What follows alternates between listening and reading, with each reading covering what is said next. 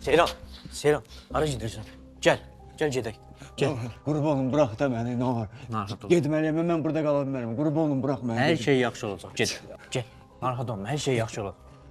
Ürəyim partlayır, mən ölərəm ya burada, nə olar? Gedək. Qurban olun, burax məni. Bu sənin sağlamlığın üçündür Seyran. Gedək. Hər şey yaxşı olacaq. Narahat olma. İnan mənə. Sən bilirsən mənim nə qədər pulum var? Atam sənə nə qədər istəsən pul verər, nə olar? Burada pul keçmir Seyran. Xahiş edirəm, burax Gəl, da məni. gəl, Yalvarıram gəl. sənə, qurban olun. Gəl, gedək. Qurban olun, burax da məni. Hər şey yaxşı olacaq. Gəl. Mən qala bilmərəm ya burada, nə olar qala bilmərəm. Gəl. Öləcəm mən burada. Narahat olma. Sən yaxşı olacaqsan. İnan mənə. Ağlayıram. Nə olar, qurban olun, burax çıxın gedim də, burax da məni. Darıxma. Gedək. Burax çıxın gedim, nə olar. Darıxma.